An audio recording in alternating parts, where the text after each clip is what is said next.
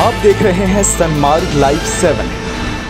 तो भी जितने भी राज्यों के मुख्यमंत्री हैं उनका वैक्सीनेशन किया जाएगा और इसको लेकर जो है बात करने के लिए हमारे साथ हैं बीजेपी के वरिष्ठ प्रवक्ता और जेडीयू के वरिष्ठ प्रवक्ता हैं। बीजेपी के वरिष्ठ प्रवक्ता रामसागर सिंह जी हैं, उनसे बात करेंगे और वो साथ में वो डॉक्टर भी हैं, तो उनसे जानने की कोशिश करेंगे जो वैक्सीनेशन को लेकर जो है जिस तरह की अफवाहें हैं, लोगों में जिस तरह का खौफ लग रहा है एक तरह से जो है उसको लेकर क्या लग रहा है कि जो वैक्सीनेशन है उस पर पीएम भी टीका ले रहे हैं। ये विश्व की सबसे श्रेष्ठतम वैक्सीन बनाया गया है और मैं भारत के वैज्ञानिकों को, डॉक्टरों को और ट्रायल के समय जो कोरोना वॉरियर्स समर्पित होकर के ट्रायल करवाए, मैं सारे लोगों को धन्यवाद देना चाहता हूं कि उन्होंने अपना समर्पण दिखाया।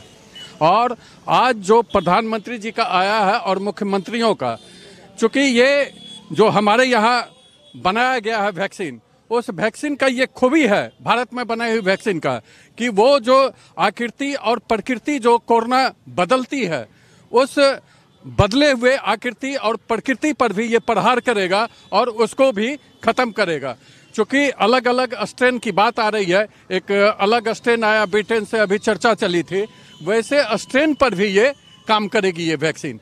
इसलिए बेखौफ होकर करके और नहीं के बराबर इसका साइड इफेक्ट है, इसलिए लोग खौफ होकर करके वैक्सीनेशन करवाना चाहिए और कोरोना को मात देने में लोगों को सहयोग करना चाहिए।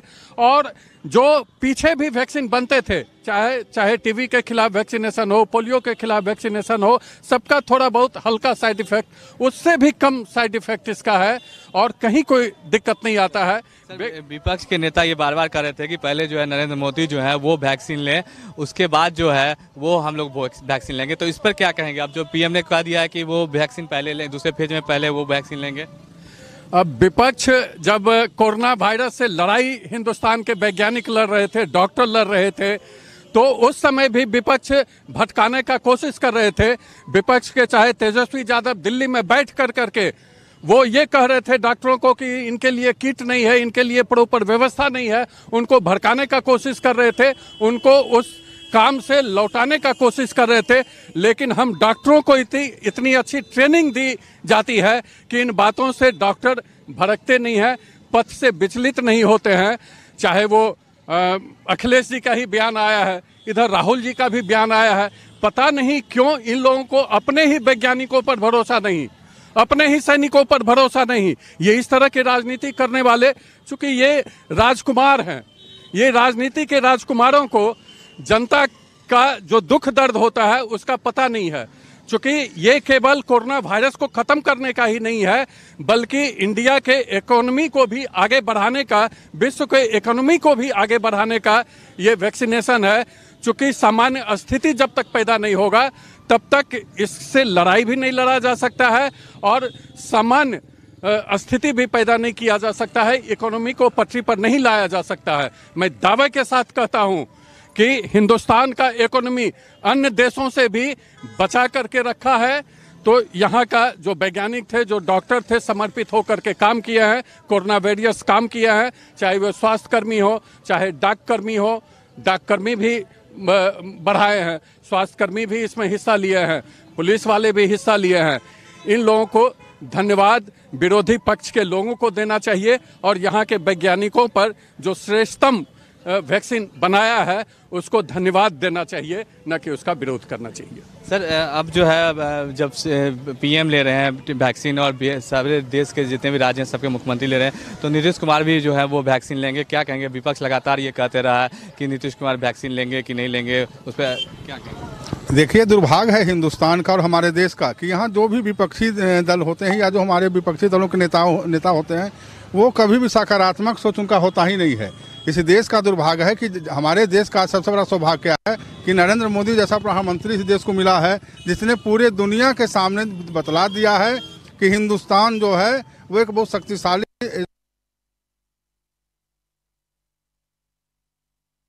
क्योंकि पूरी दुनिया तबाह बर्बाद हो गई थी, हिंदुस्तान में जो है बर्बाद। और हमारा सरकार है कि उन्होंने तरीके से हिंदुस्तान को देखा, तो एक माहौल बनाया, ऐसी जो सो हालात आ रहा सारे लोग जो है वो कम रूप से हताश हुए और आज पूरी निपट रही है। हमारे वैज्ञानिकों ने जिस तरीके से कोरोना वायरस को खत्म करने के लिए जो भरोसा का ये लिया है वायरस के लिए, वो सबसे बेहतर है।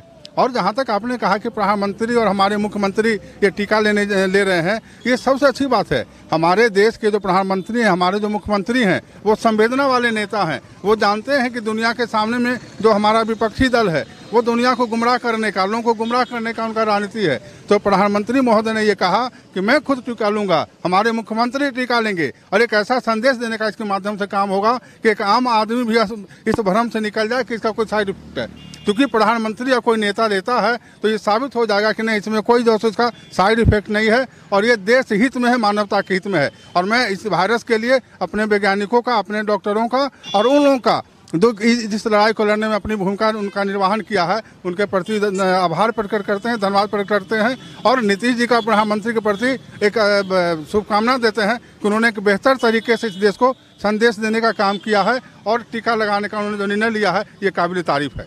सर, दूसरे पेज में जो है अब कहा जा रहा है कि जो 50 साल के ऊपर के लोग हैं उनको वैक्सीनेशन उनका किया जाएगा, तो आप क्या वैक्सीन लेंगे?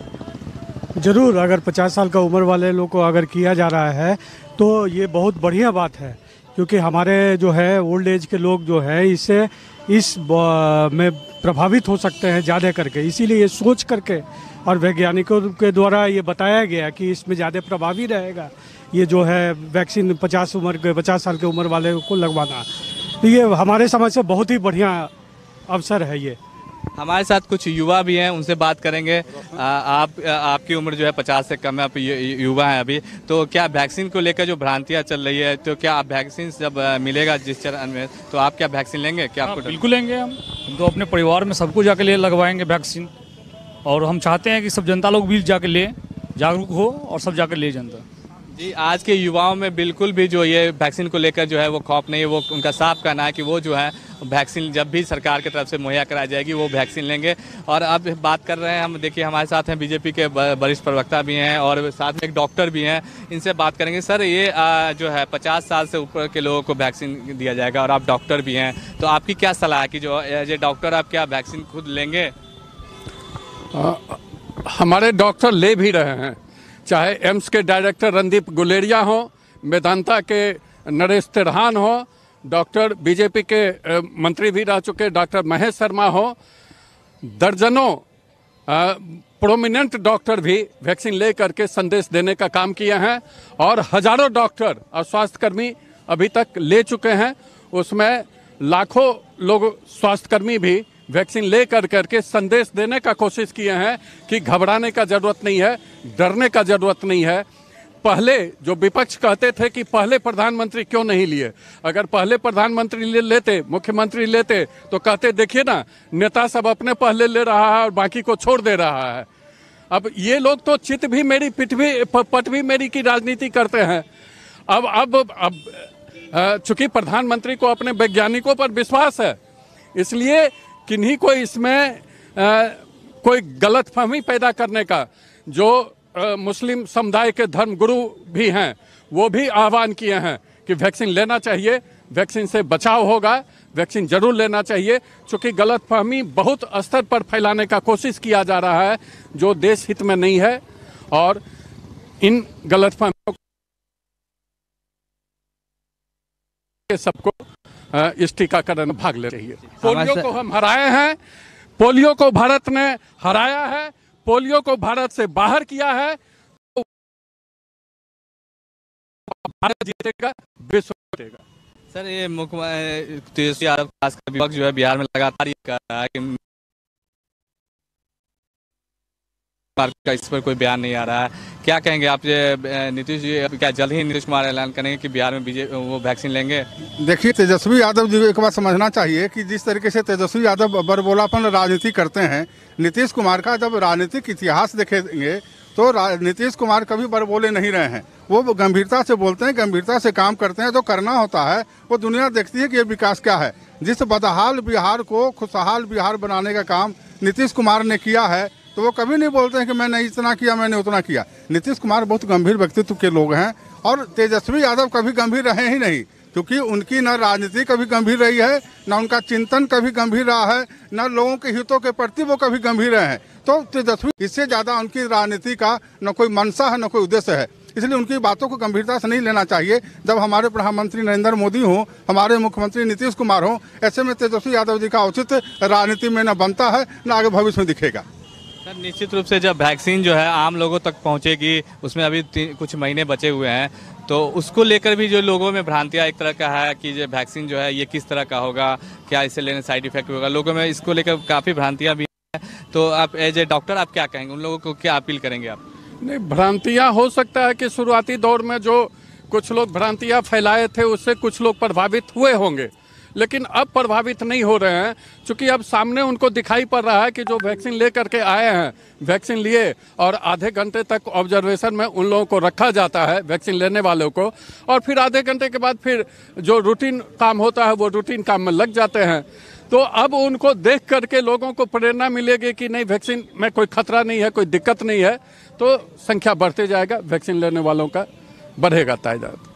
तो निश्चित रूप से इनका साफ कहना है कि जो जिस तरह से कोरोना वैक्सीन को लेकर जो भ्रांतियां फैली हुई है उसमें कमी आएगी। जैसे जैसे समय बीतते जाएगा लोग जो है वो वैक्सीनेशन करवाएंगे और सरकार भी इसमें पूरा सहयोग कर रही है। अब ब्रेक के आगे जो है हमारे साथ होंगे सहयोगी संतोष, जो रांची से इस पर अपडेट देंगे।